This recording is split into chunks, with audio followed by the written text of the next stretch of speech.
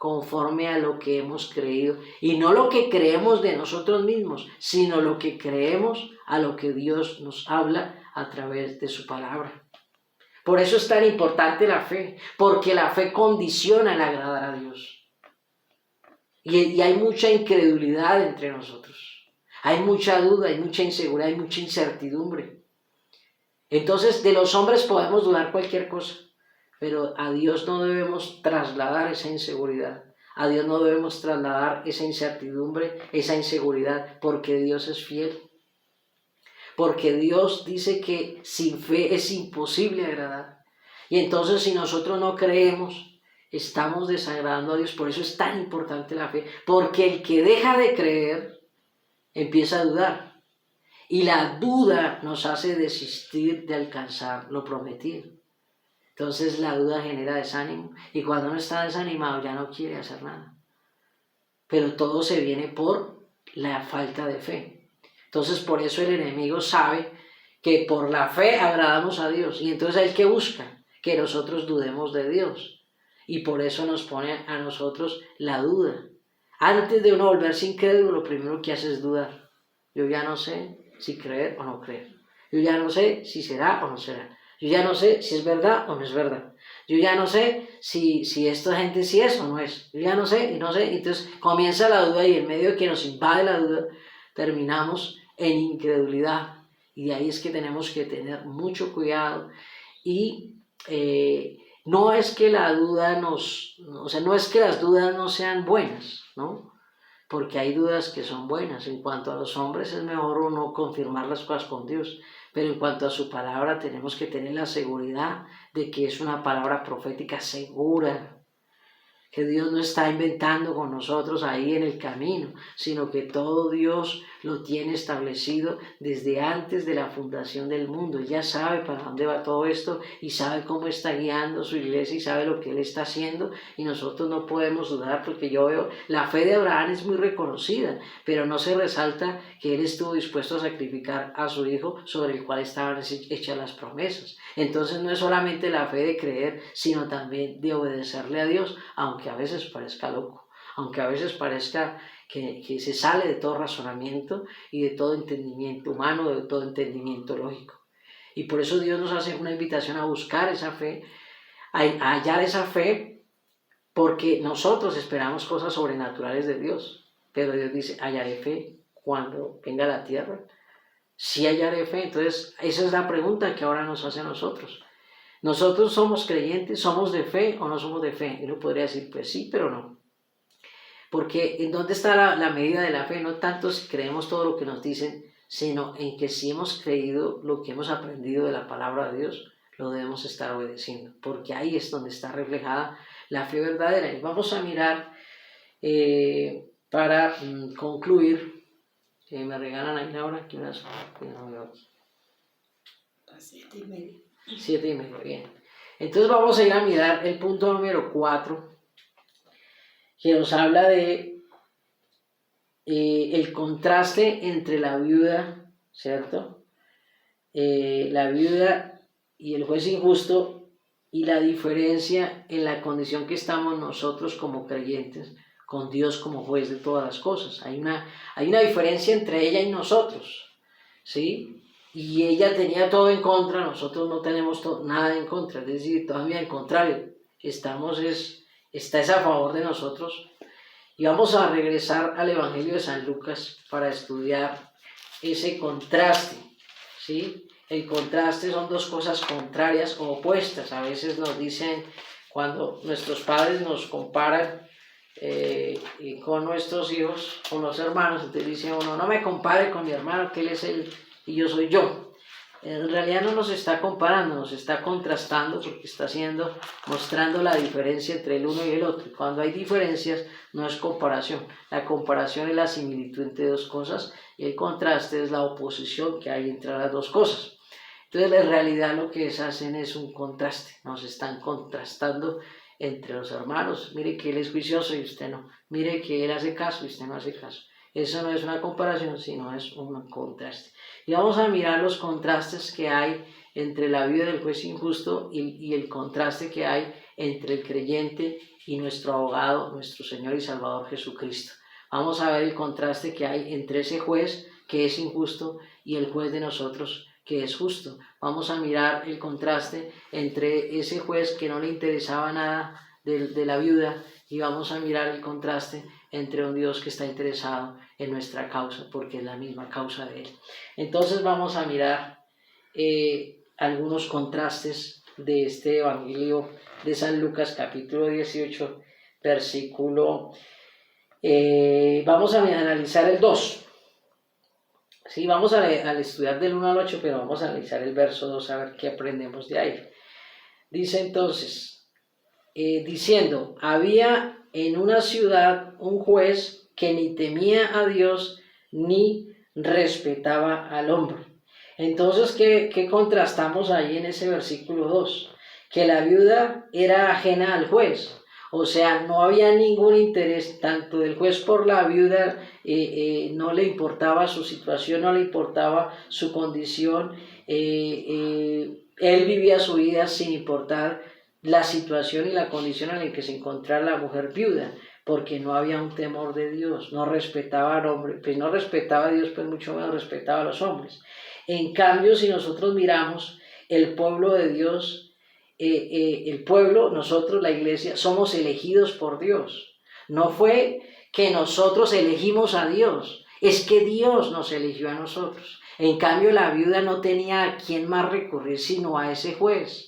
A diferencia de la viuda, Dios fue quien nos eligió a nosotros, fue quien nos escogió. Dios se identifica en la iglesia para llevarla a su reino. Entonces nosotros no estamos en la misma condición de la viuda, sin embargo la viuda al final demuestra tener fe, ¿sí? Esa fe perseverante a pesar de que había una oposición, un desinterés de parte del juez para atender su causa. En cambio nosotros no estamos en la misma condición porque a Dios le interesa la causa de su pueblo, amén, porque es la causa de Él.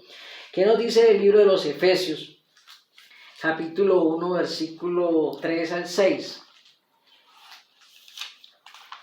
Entonces, Efesios capítulo 1, versículo 3 al 6, dice así: Bendito sea el Dios y Padre de nuestro Señor Jesucristo, que nos bendijo con toda bendición espiritual en los lugares celestiales en Cristo, según nos escogió en Él antes de la fundación del mundo, para que fuésemos sus santos y sin mancha delante de Él, en amor, habiéndonos predestinado para ser adoptados hijos suyos por medio de Jesucristo, según el puro afecto de su voluntad, para alabanza de la gloria de su gracia, con la cual nos hizo aceptos en el amado.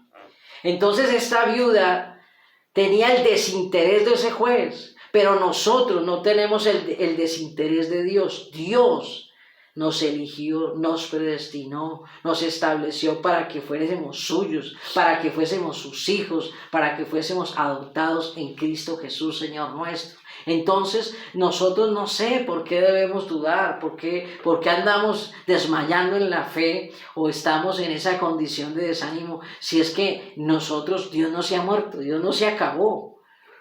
Las cosas se pueden acabar en este mundo, es decir, yo me pregunto si nosotros hubiésemos, no alcancé a leer, alguien me escribió, ¿no se escucha bien a veces? Me dicen ahí, creo que escuché.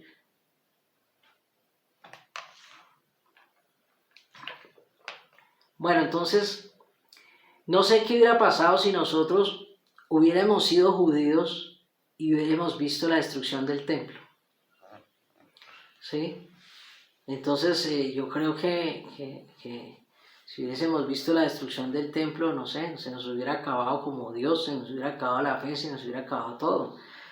Entonces nosotros estamos como en ese desánimo de la destrucción del templo, que se cayó, que se acabó, porque estábamos colocando a Dios en el lugar del templo, ¿sí? Y dándole la gloria a Dios a través del templo, sino que el templo se volvió el Dios.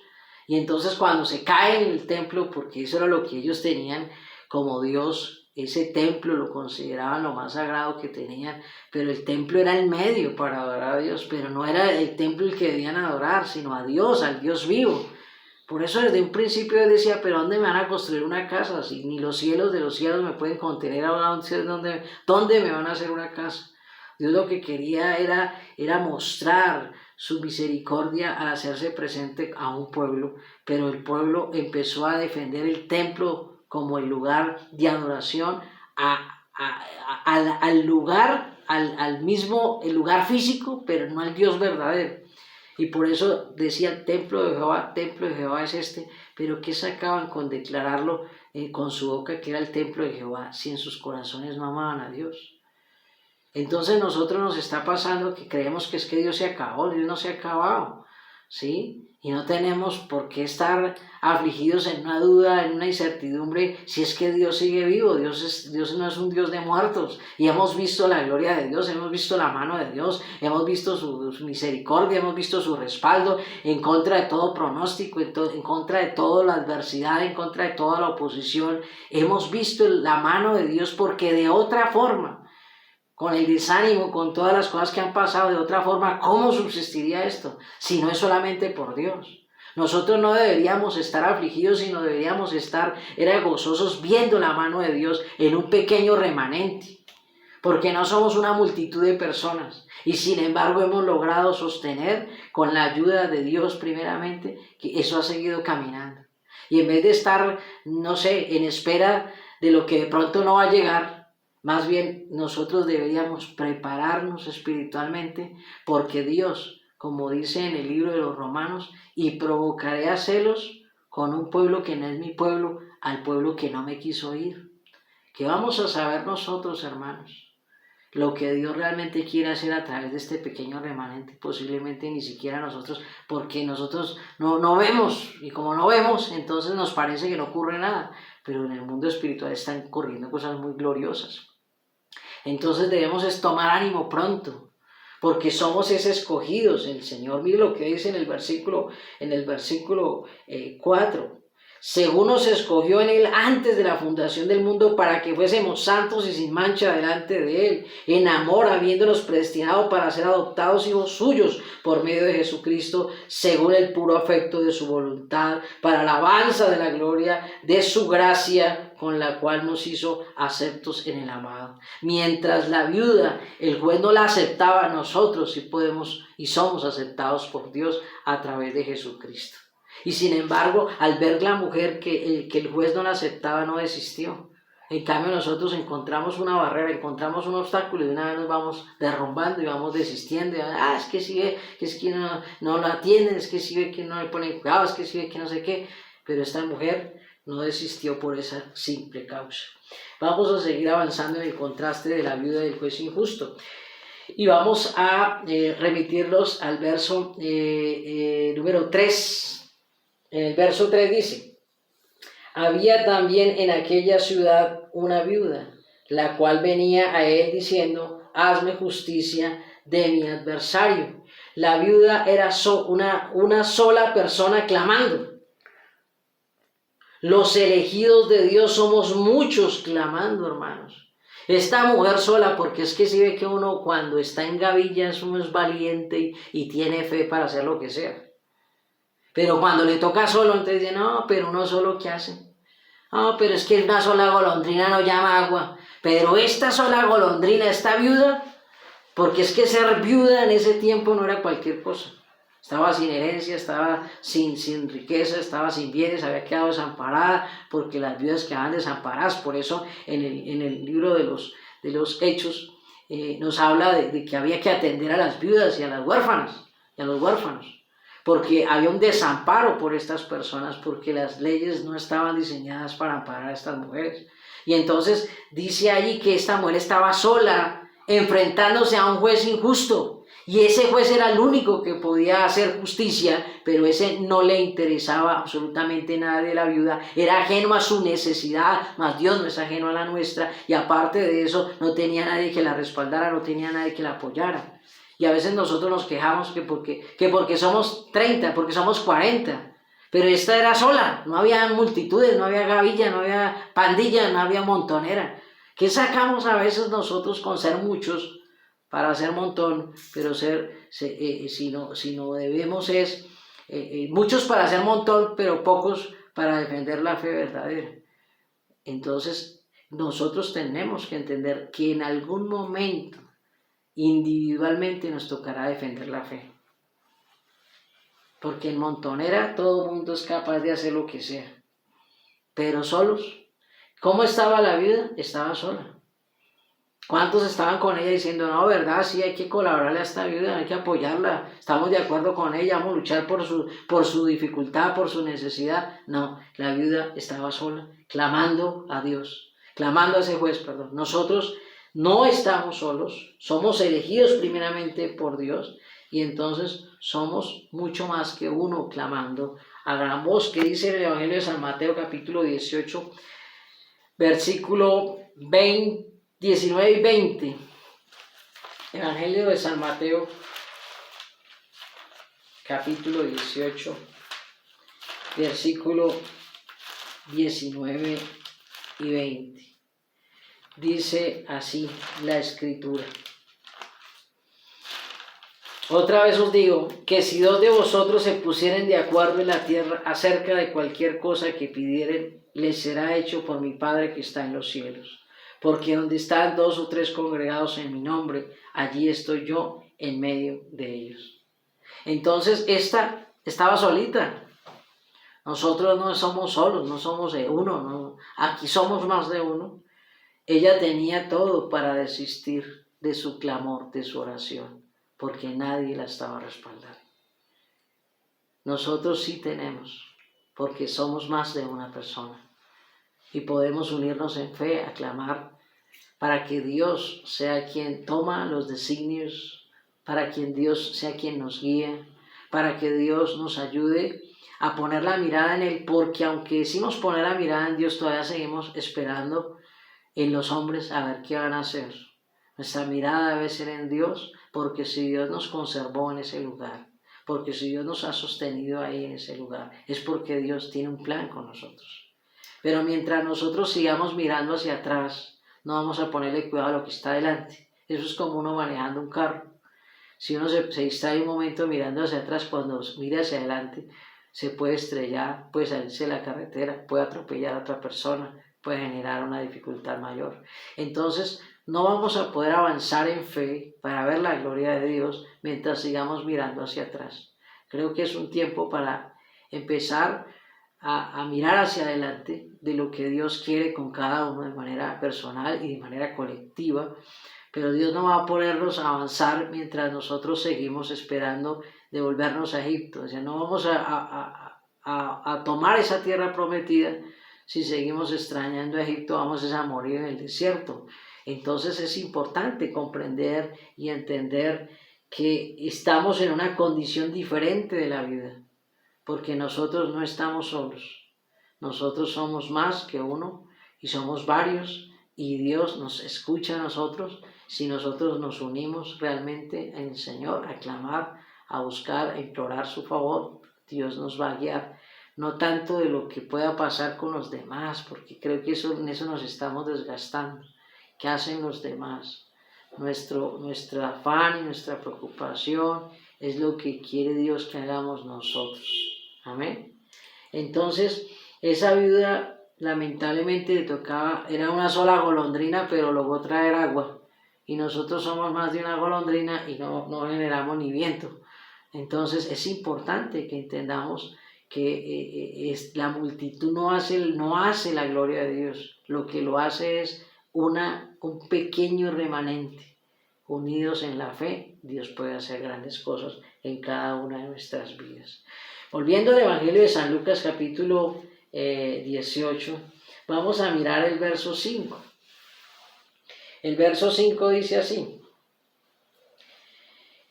sin embargo, porque esta viuda me es molesta, le haré justicia, no sea que viniendo de continuo me agote la paciencia. Entonces la viuda apelaba a un juez que se mantenía a distancia de su tarea, como que le molestaba, le disgustaba la sola presencia de la viuda y tener que atender su caso. Esa era la situación entre la viuda y el juez injusto. En cambio, nosotros podemos acudir al Padre que nos pide, inclusive Él nos pide que nos acerquemos a Él confiadamente. A diferencia de esa viuda que dice, ay, qué pereza, ya llegó esta viuda otra vez con su queja. En cambio, Dios nos está diciendo, yo soy el juez verdadero, yo soy el juez justo, yo soy el que hago justicia, ¿sí? Y Él no nos está diciendo, ay, qué pereza que usted venga a orar, ay, qué pereza que venga a quejarse, qué pereza que venga aquí a pedir, qué pereza que venga aquí a clamar, qué pereza que venga aquí a gemir. Al contrario, no estamos en la condición de la viuda, y la viuda sabía que cuando llegaba donde el juez le hacía mala cara. Sabía que cuando llegaba donde el juez torcía como dicen por ahí vulgarmente, torcía la boca, y entonces, ¿qué pasaba?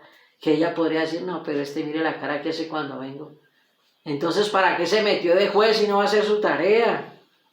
Como cuando nos pasa a nosotros cuando vamos al médico y vemos que no nos atienden rápido, y dice, ¿para qué se metieron en esto? Si no tienen vocación para ser médico, entonces ¿para qué se metieron a eso? Como que uno siente que como que es mi dolor y al médico no le importa lo que yo estoy sintiendo. Uno a veces piensa así. Eso era lo que le pasaba a la viuda, que ella acudía a un juez que le molestaba que ella fuera. Pero nosotros, ¿qué disculpa tenemos para no buscar a Dios? Ay, es que Dios debe estar aburrido conmigo.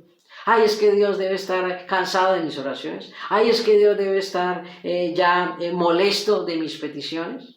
Ay, es que Dios ya debe estar cargado con todo mi clamor, con todo mi gemido. A diferencia de esa viuda, que sí podía haber dicho, yo ya no voy más donde ese señor. Ese señor me mira mal, ese señor no falta sino que me meta a la cárcel por estarlo presionando tanto. Dirá que es que ya no quiere ni que me le acerque. En cambio Dios, al contrario de cada uno de nosotros, vamos a leer qué es lo que espera Dios de nosotros y cuál es su invitación. Hebreos capítulo 4, versículo 16. Hebreos 4, 16. Dice, es un versículo muy conocido para nosotros, ya la diferencia del pacto antiguo a este pacto nuevo. Y dice el versículo 16 del libro de los Hebreos 4, acerquémonos pues confiadamente al trono de la gracia para alcanzar misericordia y hallar gracia para el oportuno socorro. Entonces nosotros necesitamos hallar esa fe en Cristo Jesús para que nosotros nos acerquemos confiadamente. Pero estamos desconfiados para acercarnos a ese trono. Estamos desconfiados para congregarnos. Estamos como en la incertidumbre, como en la sospecha, como en la zozobra, como en el qué tal y qué tal y que de pronto y que aquí, que allá. Pero ¿qué nos dice el Señor? Acerquémonos confiadamente. Dios es el verdadero juez. Esto no va a ser juzgado por los hombres, esto va a ser juzgado por el Señor. Y a diferencia de esa viuda diría, no, pero es que este Señor ya no me quiere ni ver por aquí. El Señor sí nos está diciendo, ¿qué les impide acercarse a mí? Si yo les tengo a ustedes el camino abonado y les tengo la invitación permanente de que se acerquen a mí confiadamente. Y al final dice, para el oportuno socorro. Es decir, que Dios está dispuesto a atender nuestras dificultades, a atender nuestras problemáticas, a atender nuestras aflicciones, a atender nuestros quebrantos, a atender nuestras emociones, a atender nuestras tribulaciones, a atender toda necesidad que nosotros tenemos, porque es la oportuna ayuda del Señor en el momento del socorro. Es decir, que en el momento de la dificultad grande, difícil, el Señor es oportuno, no es inoportuno. No es como esa visita que llega cuando vamos a servir el almuerzo y dice, ay, pero llegó esta gente y ahora qué vamos a hacer con el almuerzo que no alcanza. Entonces uno no sabe si esconder las ollas o echarle más agua a la sopa o esperar que se vaya y despacharla rápido para repartir después el almuerzo o qué hacer. ¿Cierto? Porque nosotros no somos de la fe de la viuda de Sarepta. No, Señor, tú multiplicarás y quedará para todos. Comienzan a patalear a ver qué va a hacer con las ollas, si las esconde, si no las esconde, si entonces la despacha rápido para almorzar o qué hacemos. Entonces estamos como en esa zozobra como de pensar de que somos inoportunos. Con Dios no somos inoportunos. Mire, usted busca a Dios a la 1 de la mañana, vaya usted a cualquier pastor a la 1 de la mañana a ver si lo va a recibir. Hermano, estas no son horas, usted que se respete, estas no son horas de llegar, pero busque usted a Dios a la 1 de la mañana a ver qué le va a contestar Dios. Que me hallan los que temprano me buscan. ¿Sí ve que Dios en cambio no le pone bravo? Si usted lo busca a las 12 de la noche, dice, buscadme en todo tiempo y fuera de tiempo. Entonces Dios dice, bienvenido es. Entonces nosotros podemos llevar nuestra causa a Dios en cualquier momento, a diferencia de los hombres. Porque a los hombres siempre habrá dificultades con ellos, incluyéndome conmigo. Porque nosotros no somos ese juez justo. En cambio, Dios siempre está para atendernos. Dios siempre tiene tiempo para nosotros. Pero nosotros sí no tenemos todo el tiempo para Dios, pero Dios sí tiene el tiempo para atendernos. Y eso que a veces es al revés, mire esto. Muchas veces, mire, la viuda del juez injusto era que la viuda tenía una causa justa y el juez era el injusto. Y aquí nosotros tenemos un Dios justo y a veces nosotros somos injustos con Dios. Ay, pero Dios, y entonces ¿de qué me ha servido? Ahora venimos es que a reclamarle, venimos antes a importunar a Dios con nuestras quejas, que cómo así Dios y de qué me sirvió orar, y entonces yo ayunando y mire que esto no cambia, y mire que no sé, y Dios nos dice, ay no, pero si vino a eso, entonces mejor no hubiera venido. Dios ahí lo escucha a uno, ahí lo atiende, le ayuda a uno a entender, le ayuda a comprender, le ayuda a corregir, lo amonesta, lo corrige, lo consuela. Ese es un Dios que es muy diferente en la condición de la vida del juez injusto a la de nosotros. Pero nosotros tenemos que entender que la viuda quería la justicia correcta, la que viene del cielo y de lo alto. A veces nosotros queremos es que se haga la justicia de nosotros. Pasa lo que dice allá en Isaías 53. Piden justos juicios como gente que hubiera hecho lo que agrada a Dios. Entonces nosotros pedimos justos juicios y resulta que no somos justos. Entonces si pedimos justos juicios, nos va a caer a nosotros también porque no somos justos. Entonces a veces no sabemos ni pedir como conviene. Entonces por eso estamos en una mejor condición porque nosotros podemos acudir al Padre en todo momento. Porque el mismo Padre nos dice, vengan a mí cuando quieran, vengan a mí para el oportuno socorro, vengan a mí confiadamente, vengan a mí, mire que Dios es el que puede dar la vida y puede quitarla y sin embargo nos dice, vengan aquí y no les dé miedo decirme su pecado, porque yo estoy dispuesto a perdonar a todo aquel que viene a mí en un corazón contrito y humillado. Entonces, si esa mujer que era sola, si ese juez que no le interesaba, ni temía a Dios, ni temía a hombre, si ese juez que se fastidiaba de atender a esa mujer viuda y no desistía, ¿por qué nosotros vamos a desistir si nosotros estamos en una mejor condición que esa viuda? Entonces vamos a mirar otro ejemplo en Santiago 4:8, que nos dice el Señor acerca de lo mismo, de la diferencia entre ella y nosotros. Santiago capítulo 4, versículo 8, porque ahora se me perdió Santiago a mí, quiero ver si lo tienen ustedes en su Biblia. Listo, Santiago 4:8 dice así: acercaos a Dios y Él se acercará a vosotros. Mire que hay una invitación de Dios, venga, acérquese. Pero ¿qué estamos haciendo? Nos estamos alejando de Dios por causa de los hombres. Acercaos a Dios, dice el Señor, acerquémonos nosotros todos al Señor, en fe, creyendo que le hallamos, creyendo que a través de la fe es que se mueve ese mundo espiritual. Acerquémonos a Dios, dice, y Él se acercará a vosotros. ¿Quiénes se acercan a Dios? Pues los pecadores. Vea, pecadores, limpiad las manos y vosotros los de doble ánimo purificad vuestros corazones, porque es que el corazón es el que nos genera ese doble ánimo. Ese corazón es el inconfiable. El corazón nos hace engañarnos a nosotros mismos y pensar que un momento estamos bien y resulta que mañana estamos mal y hoy queremos, mañana no queremos. Entonces Dios nos llama primero como pecadores a acercarnos, nos llama a limpiarnos, a purificarnos, a salir de ese doble ánimo. ¿Y qué es lo que nos desanima? Que nosotros estamos esperando en el hombre y no esperando en Dios. Entonces debemos insistir como esta viuda con este juez injusto, porque nosotros, a diferencia de ella, no tenemos un juez injusto, no tenemos un Dios sordo, no tenemos un Dios ciego, no tenemos un Dios mudo, no tenemos un Dios manco, ni tenemos un Dios cojo, ni tenemos un Dios mocho, ni tenemos un Dios sordo, sino tenemos un Dios vivo, y que Él en su tiempo y a su hora hará justicia, porque Dios es el Dios de la justicia. No tiene por inocente al culpable. Entonces el Señor en su momento sacará a la luz lo que tenga que sacar, pero no tomemos el lugar de jueces, porque si nos vamos a acercar a Dios como jueces no lo vamos a hallar. Pero si nos acercamos a Dios buscando su favor, buscando, implorando su misericordia, si nos acercamos más bien como siervos, como ovejas, pues ciertamente encontraremos a un Dios que es juez y justo y que nos llama a acercarnos a Él con confianza. Amén. El hecho de que tengamos confianza no siempre quiere decir que tengamos la razón, ¿no? Porque uno se acerca a Dios con confianza y le dice lo que pasa, lo que siente, lo que vive, y será Dios en su justicia quien determina si tenemos la razón o no la tenemos, porque no se trata de decir que porque nos acercamos a Dios siempre tenemos la razón. Nos acercamos a Dios es para encontrar la justicia en Dios, porque Él es el que sabe lo que está bien y lo que está mal. Bueno, volviendo otra vez al Evangelio de San Lucas, en el capítulo 18, ahora vamos a mirar el verso 6. El verso 6 que dice: y dijo el Señor, oíd lo que dijo el juez injusto. Entonces la viuda, ¿a quién acudía?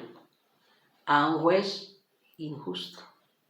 Por más que ella buscara que lo escuchara, había una característica en este juez, y es que este juez era injusto.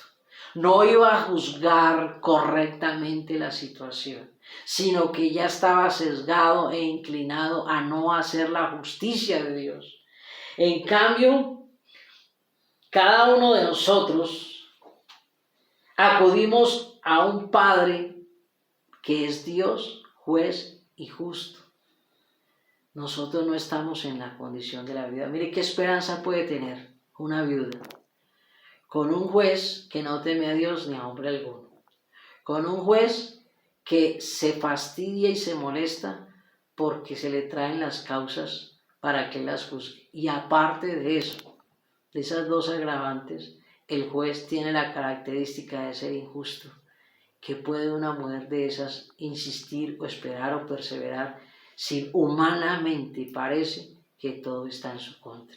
Si llegase a ponerle cuidado, imagínense ustedes, metiéndonos en el papel de que seamos la viuda y el otro sea el juez injusto, digo, bueno, y si me llega a poner cuidado, ¿qué ustedes se imaginan las personas? ¿Ustedes creen que esa viuda no tenía gente para que la apoyara? Pero yo me pregunto si tendría gente para que ella desistiera, si sí existiría gente a su alrededor. Bueno, mujer, pero usted ¿qué busca ahí con ese juez?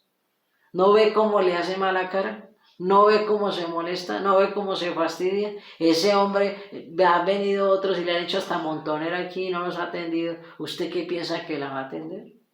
Yo de usted desistiría, yo de usted no vendría más por aquí. Ahora, y si la llega a atender, ¿quién le garantiza a él que le va a hacer justicia, sino que es un juez injusto? Yo de usted no seguiré insistiendo. Yo de usted que sigue así